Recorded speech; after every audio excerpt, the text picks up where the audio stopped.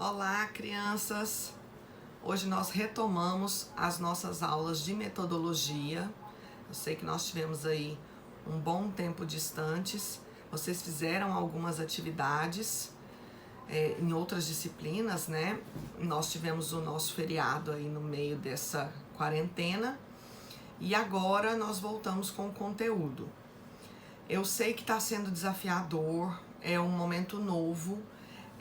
Algumas pessoas estão sofrendo um pouco, mas fiquem tranquilos, nós vamos nos adaptando. Conforme o tempo vai passando, nós vamos fazendo os ajustes que são necessários, de forma que vocês possam fazer a maior compreensão do conteúdo possível, de forma que vocês não sejam prejudicados pelo fato de terem que assistir a aula da casa de vocês. O momento exige essa cautela, é melhor que nós fiquemos em nossas casas, mas isso não significa que nós não podemos aprender todos os dias, certo? Se vocês se lembram, na aula anterior, nós tivemos a presença da aluna que escreveu um artigo que foi publicado na Revista de Direito de Família e Sucessões. Ela conversou com vocês sobre os desafios de escrever um artigo, sobre como ela escolheu o tema, sobre como foi o processo de encaminhar o artigo para as revistas para que elas publicassem e o momento de espera desse resultado. E por fim, ela pode tirar algumas dúvidas de vocês sobre todo esse processo de elaboração do artigo e também do tema. Vocês entregaram um resumo do artigo que foi escrito por ela e depois nós terminamos a aula falando sobre os tipos de resumo existentes. Hoje nós vamos passar para outro ponto. Nós vamos falar sobre a realização de seminários e a realização de fichamentos. Por que nós precisamos falar sobre, principalmente aqui, a questão de fichamento e resumo? Fichamentos e resumos são peças fundamentais para que vocês possam posteriormente produzir o seu próprio artigo ou a sua própria monografia.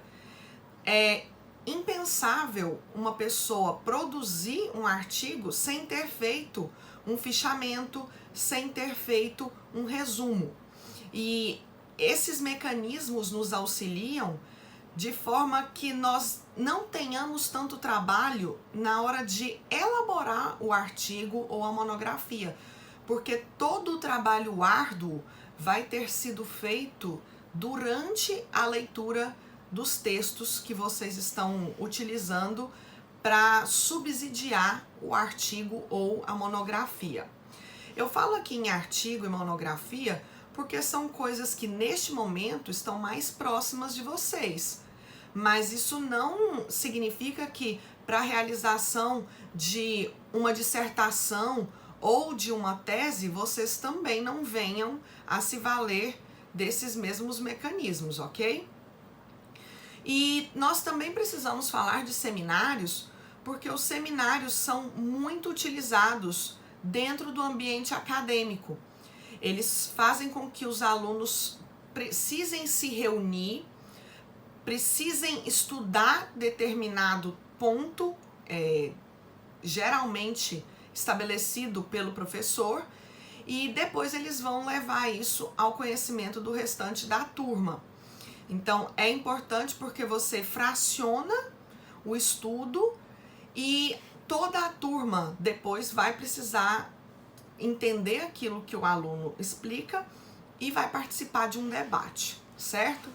Então eu vou deixar para vocês um esquema no portal para que vocês possam acompanhar a aula de hoje como se nós estivéssemos na aula presencial.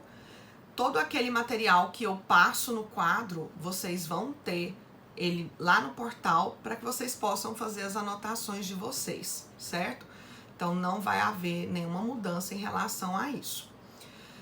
E depois que nós passarmos essa etapa de como eu vou preparar para escrever um artigo, nós vamos para o próximo capítulo e aí sim nós vamos abordar quais são os tipos de trabalhos existentes e vamos ver qual a conceituação das revistas para que você tenha uma pontuação maior ou menor, dependendo da revista em que você publicar o seu trabalho, correto?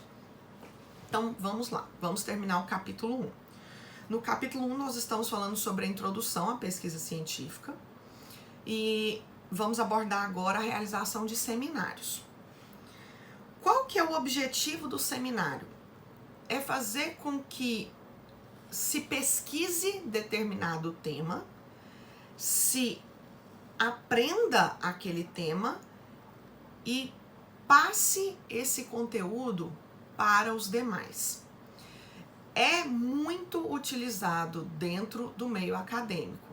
E aqui eu não falo só academia no sentido de faculdade. Eu falo na academia também no sentido de uma pós-graduação, especialmente pós-graduações stricto sensu, que são mestrado e doutorado. Mas nós vamos falar disso um pouco mais à frente. Como nós podemos fazer um seminário? Ele pode ser feito tanto de forma individual quanto de grupos. A forma individual é bastante difundida dentro do mestrado e do doutorado. E a forma em grupo é mais utilizada dentro da faculdade. Essa utilização do seminário serve para desenvolver também no aluno outras habilidades e competências além de se estudar a matéria. Por quê? Porque isso faz com que você precise dialogar com o colega, que vocês precisem estabelecer como será feita a divisão desse trabalho, como vocês farão a apresentação, qual vai ser a dinâmica. Então, não é só estudar a matéria, é definir como será feita a apresentação dessa matéria, como vocês vão interagir entre si. Então, isso faz com que vocês precisem desenvolver outras habilidades. Como que é feito? O aluno, se nós estivermos num seminário individual, ou o grupo, vai realizar a pesquisa, vai levar isso para a sala de aula, o trabalho será apresentado, os demais alunos de sala de aula vão participar de um debate, e aqui é muito importante, não são só os alunos que participam, o professor também, porque o professor tem que ter conhecimento da matéria que está sendo ministrada, para que ele possa fazer intervenções, se forem necessárias, para que ele possa pontuar algum tópico que por vezes não tenha sido aprofundado por parte do alunado e um tópico que ele julgue ser importante, e também para que ele possa esclarecer dúvidas que surjam e que o grupo não consiga responder, ou até mesmo para que ele possa mudar ali a ideia que às vezes alguém apresentou, mas que não está apresentado de uma forma muito correta. Então, essa intervenção do professor é fundamental para que todo o grupo entenda a matéria por completo e saiba, inclusive, os pontos mais importantes daquele tópico que está sendo apresentado. Então, o debate inclui todos, não são só os alunos responsáveis pela apresentação do seminário. São estes alunos, todos os integrantes da classe e o professor, correto? No final, a turma precisa chegar às suas conclusões. Então, eles precisam compreender aquela matéria que foi passada e trazer os pontos mais importantes daquele tópico.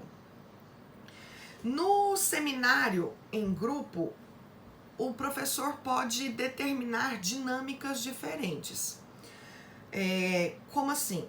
Ele pode estabelecer que um grupo vai apresentar e todos os outros alunos da classe vão apenas assistir e depois participar do debate. Então, essa é uma forma de se realizar um seminário. Outra forma que também pode ser utilizada é a de se escolher 2 grupos para abordarem o mesmo ponto. Só que nesse caso, um grupo seria o responsável por trazer a matéria e o outro grupo seria o grupo debatedor. Então, esse grupo seria o responsável por trazer perguntas para serem respondidas pelo primeiro grupo. É uma dinâmica bem interessante, porque você força os alunos a se aprofundarem na matéria, a fazerem questionamentos, a realmente irem mais fundo nos seus estudos. Então a gente sai daquele estudo superficial e passa para um estudo um pouco mais aprofundado.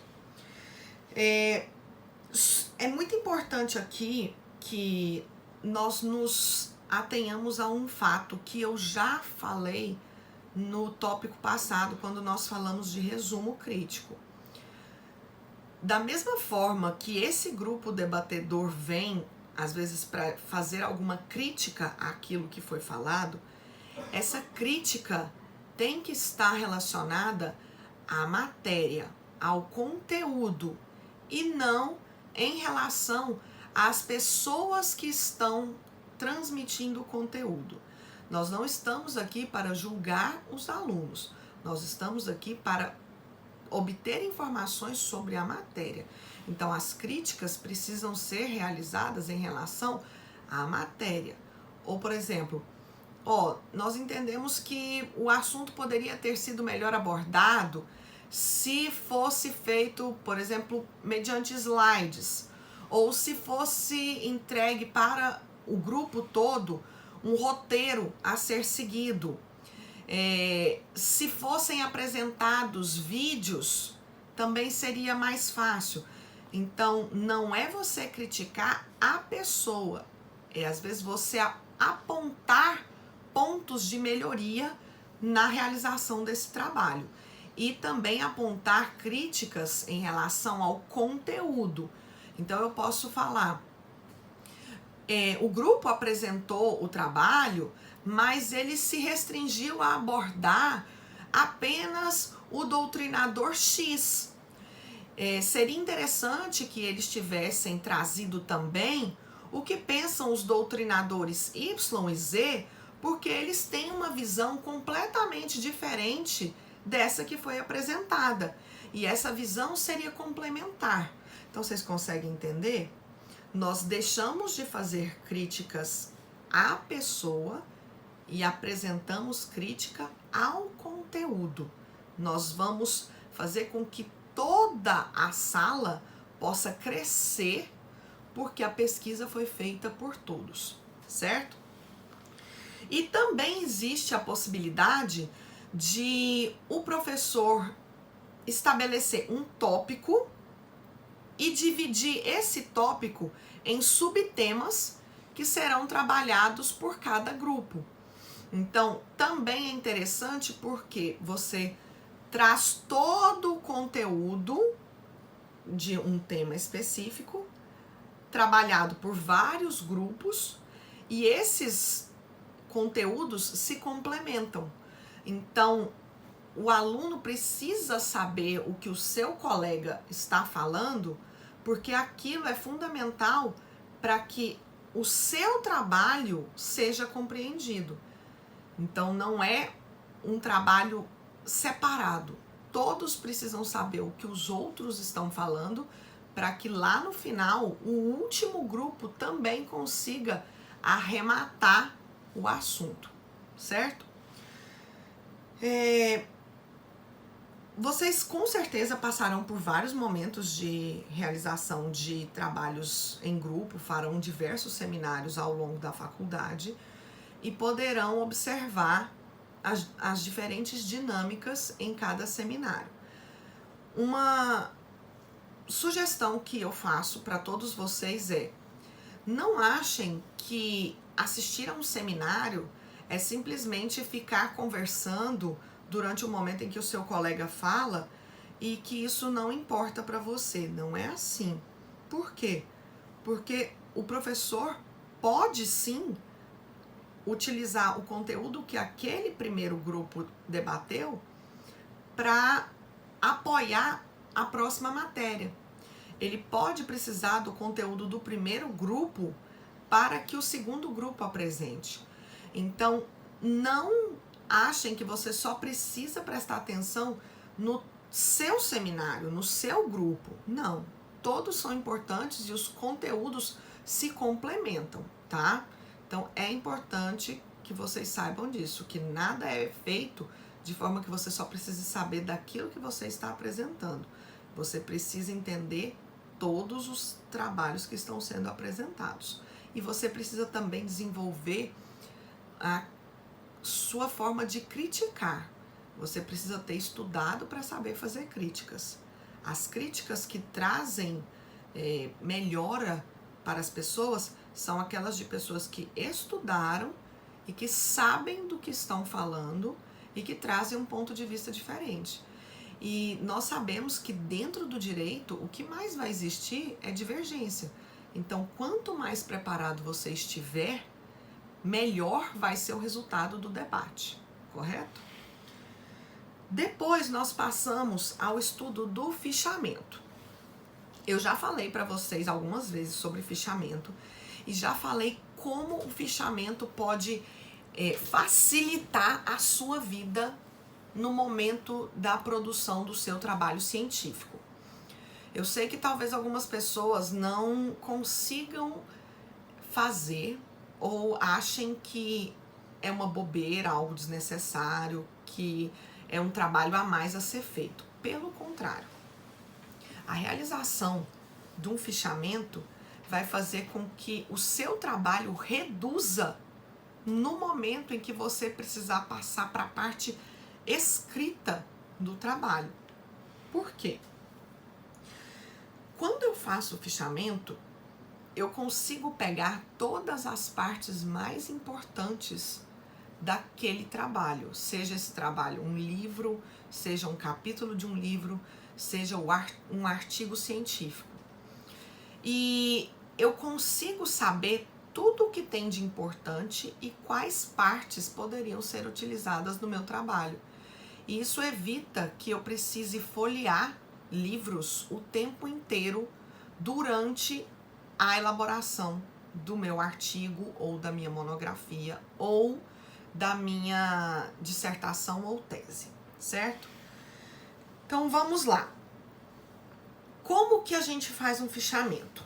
Eu acredito que vocês estejam passando por isso, porque alguns professores já solicitaram que vocês fizessem esse fichamento, mas prestem atenção para vocês não fazerem errado, tudo bem?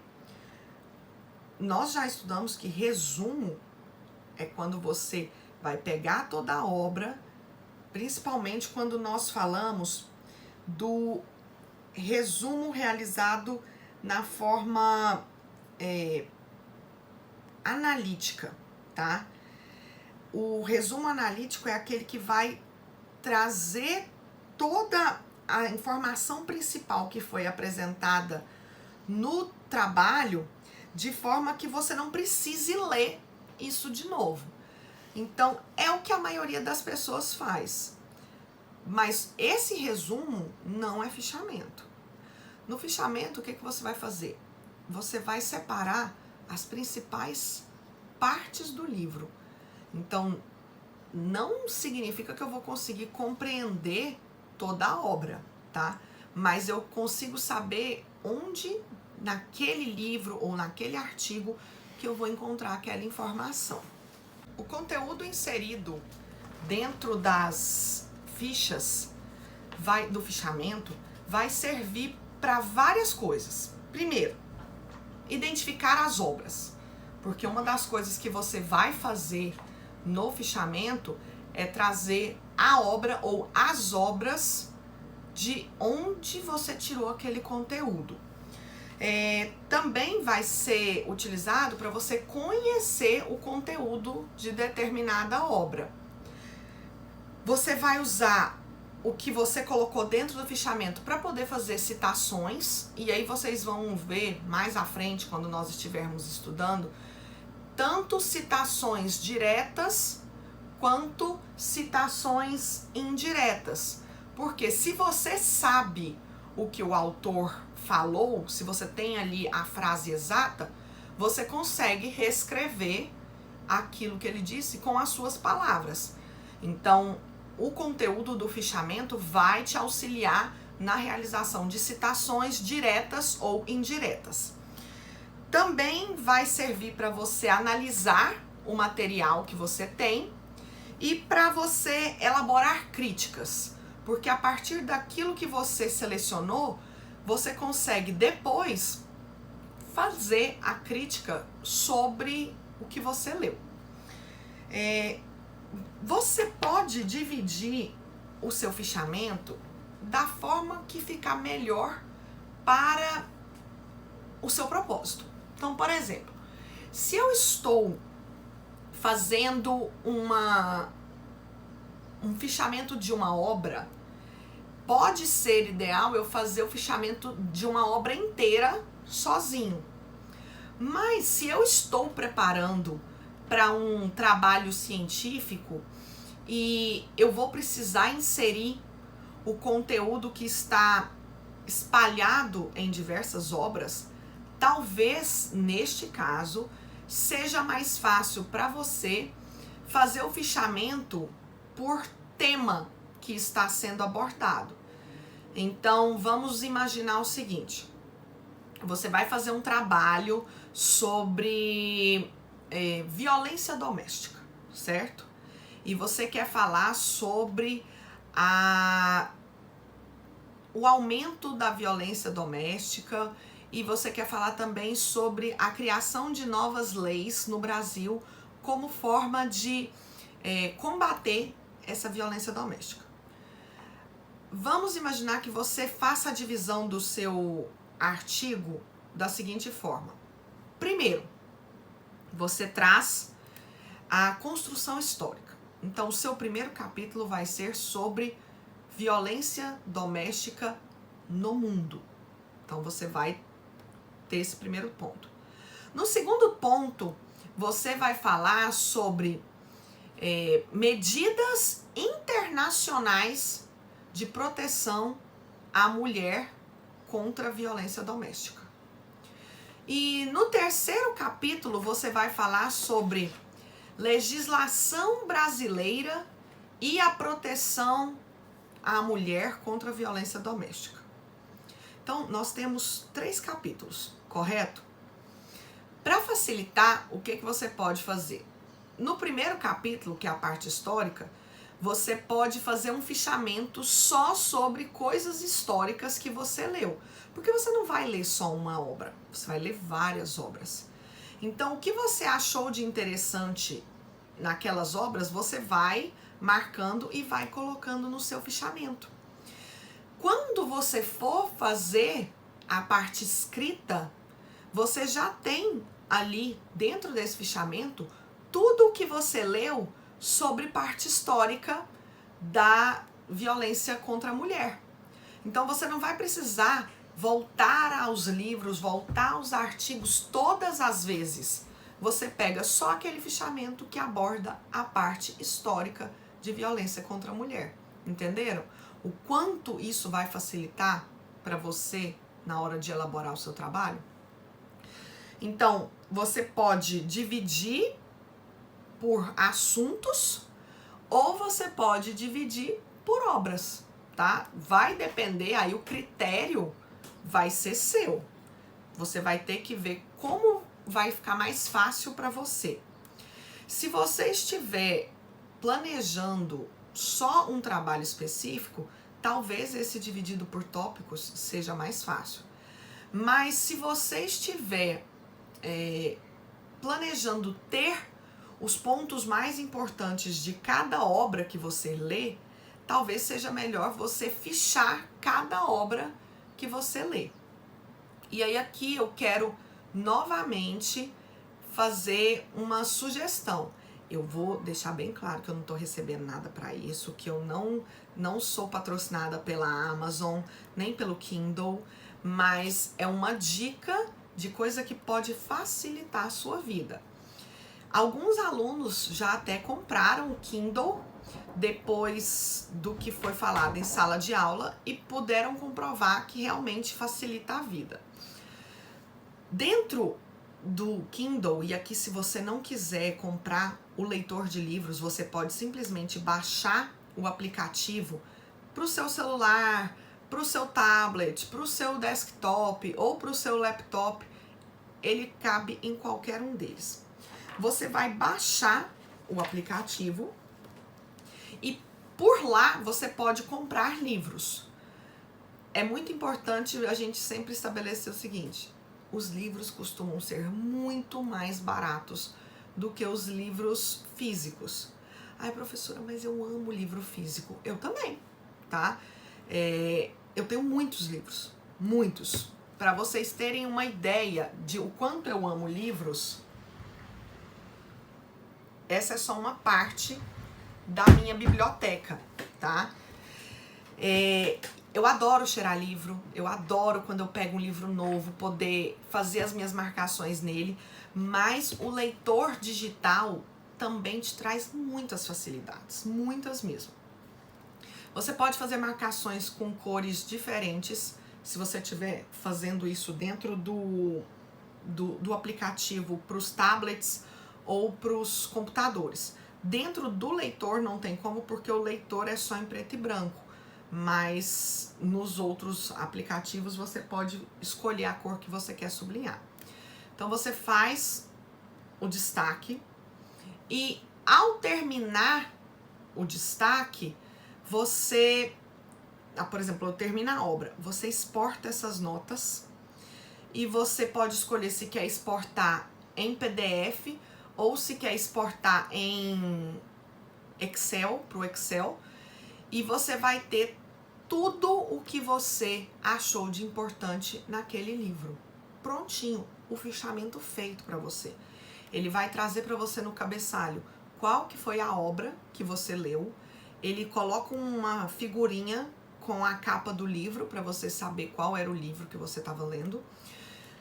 E embaixo ele vem colocando qual posição do livro, em qual posição do livro aquilo estava. E por que eu falo aqui em qual posição? Porque vocês vão perceber que nesses leitores digitais, nem sempre eles disponibilizam para você a página em que você vai encontrar, mas eles disponibilizam a posição do livro, tá?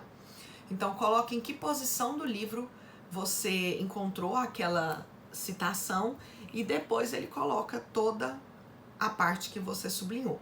Se você tiver sublinhado em azul, amarelo, laranja ou rosa, ele coloca inclusive a cor que você utilizou para sublinhar. E é interessante isso daí, porque, por exemplo, eu sublinho muito com canetas coloridas. E na minha cabeça existe um motivo para cada cor que eu utilizo. Pode não fazer sentido para outra pessoa que esteja lendo, mas para mim tem um sentido. Na minha cabeça existe uma legenda para cada cor. E você também pode criar a sua legenda. Por exemplo, esse aqui é o que eu sublinho, o que é importante. Agora, o que é muito, muito importante, eu sublinho, vamos supor, de laranja. O que é aquela frase mais diferente que você viu, uma frase que merece sempre ser divulgada, você coloca em cor de rosa. E uma parte de legislação, vamos supor, que dentro do direito a gente usa muito legislação. Uma parte de legislação que você acha que é importante inserir no seu trabalho, eu faço a marcação de azul. Então, com isso, na sua cabeça, você pode ir estabelecendo as regras para fazer o destaque, tá? Professora, mas eu não gosto de livro digital, eu não gosto de computador, eu gosto de ser tradicional e como que eu posso fazer o fichamento. Se você tá me ouvindo, você não vai ter como ver. Eu vou disponibilizar uma figurinha no material para vocês poderem ver isso aí. Mas se você tá me assistindo, eu vou mostrar aqui para vocês o que é uma ficha para fazer fichamento. Eu vou colocar um papel A4 ao fundo para vocês terem uma noção, uma proporção do que é uma ficha de fichamento. Ah, o professor tem que colocar ela de cabeça para cima, né? Vocês não conseguem ver, mas ela tem uma partezinha aqui que é um pouco maior, tá? Uma linha vermelha que a separa do restante, que serviria para quê? Nessa partezinha superior, você faz a designação de sobre o que é aquele fichamento. Então, vamos imaginar que seja o fichamento de uma obra. Você já coloca ali toda a referência daquela obra. Isso vai facilitar na hora que você for procurar.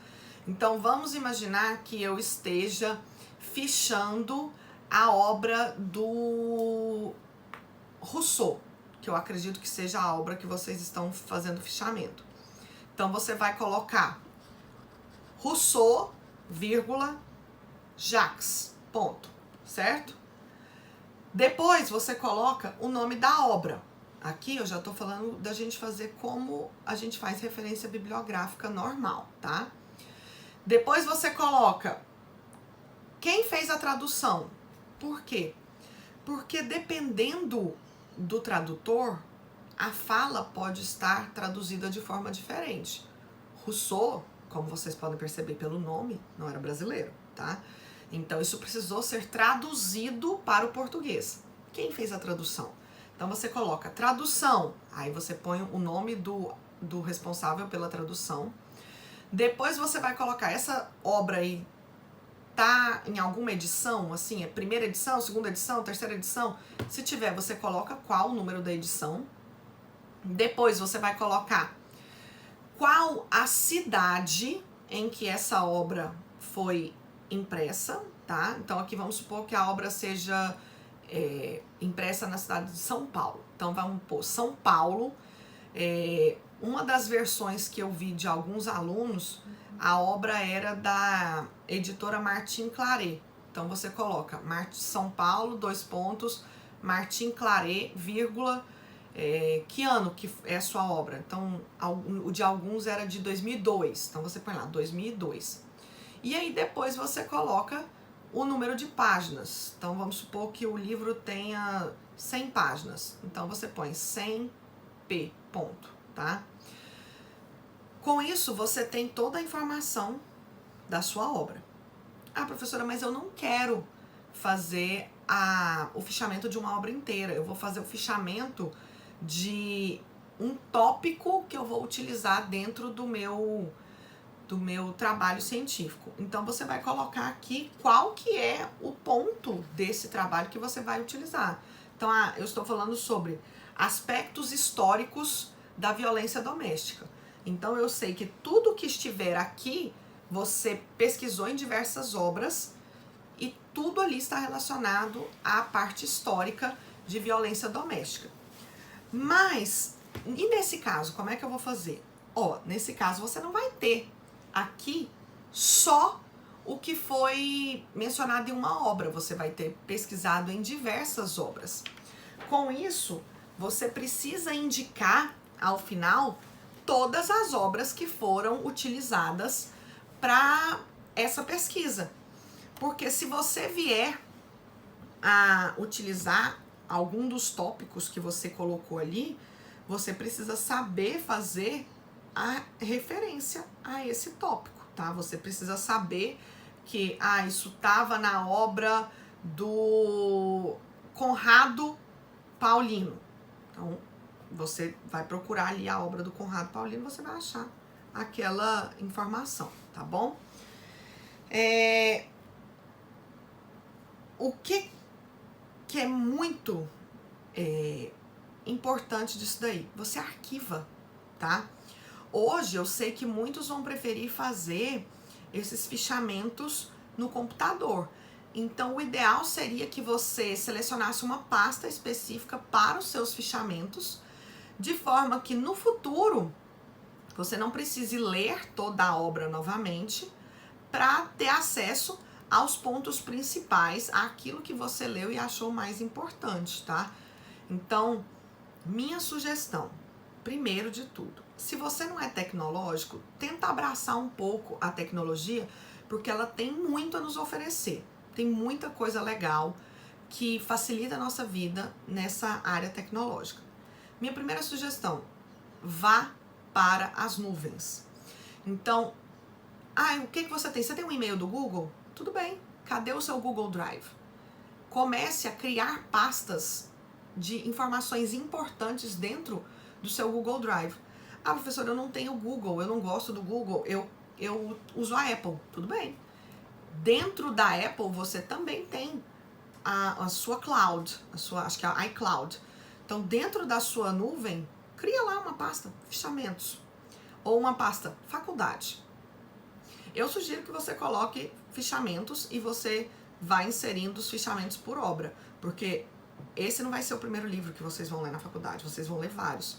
E vocês vão ver que, mesmo depois que vocês terminarem a faculdade, vocês vão precisar se remeter a alguns autores que vocês leram aqui, ó, no primeiro, segundo e terceiro períodos, tá? Então, para vocês não terem que fazer esse trabalho de releitura todo de novo.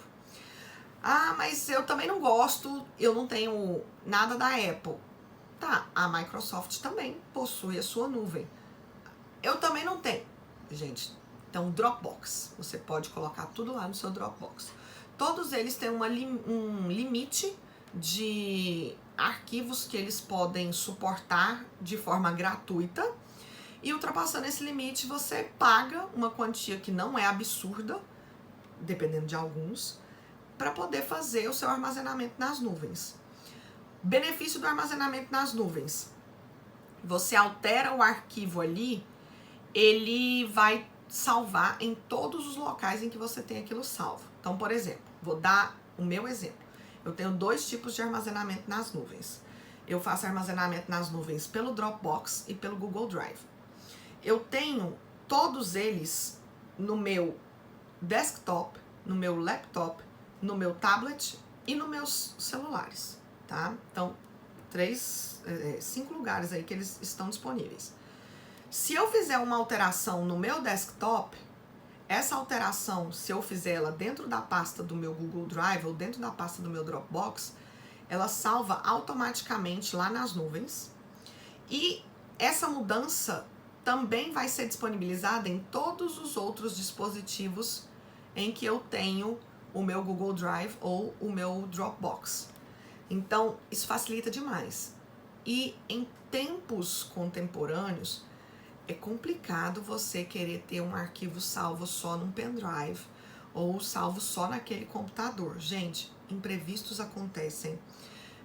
A lei de Murphy atua sobre as coisas e vocês podem ter certeza, isso vai acontecer. No dia de você entregar o seu trabalho, o seu pendrive estraga. Você coloca o seu pendrive num lugar que você levou para fazer a impressão e o lugar recebe pendrive de todo mundo, e com isso você contamina o seu pendrive com um vírus e você perde o seu trabalho. Ou você pega e leva esse vírus para o seu computador e contamina o seu computador e você perde tudo.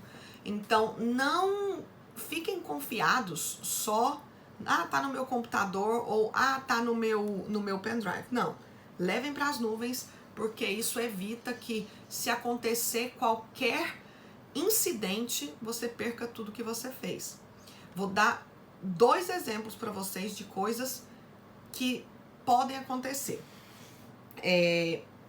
Eu tive uma professora que estava fazendo o seu doutorado. Não é de agora, tá, gente? Nós não tínhamos a internet tão difundida. E toda a tese dela estava no desktop da casa dela. O que aconteceu? Entrou um ladrão na casa dela e levou o computador. A tese dela já tinha 450 páginas. E ela não tinha essa tese salva em nenhum outro lugar.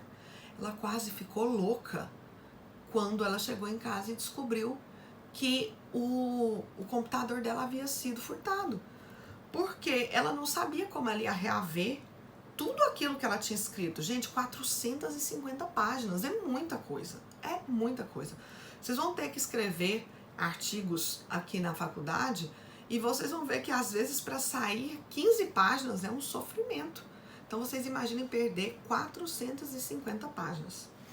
Outro exemplo também trágico que eu posso falar para vocês foi o que aconteceu com um aluno meu, isso já recentemente.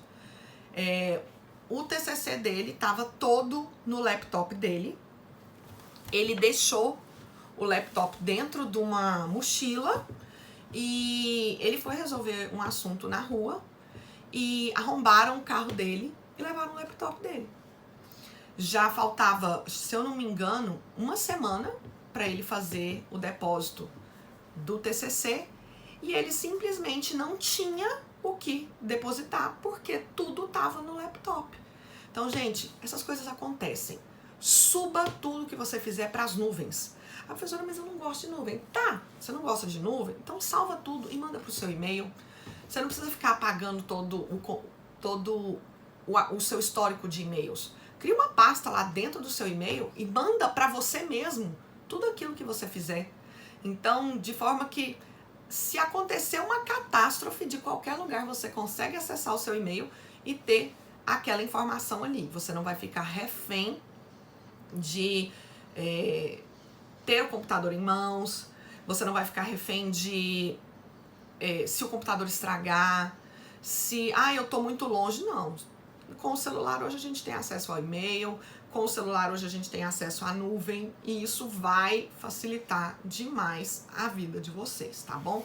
Então vamos usar aquilo que a tecnologia tem para nos oferecer. Nós vamos passar agora ao estudo do segundo capítulo, em que nós vamos abordar os tipos de trabalhos científicos que podem ser desenvolvidos. Tudo bem?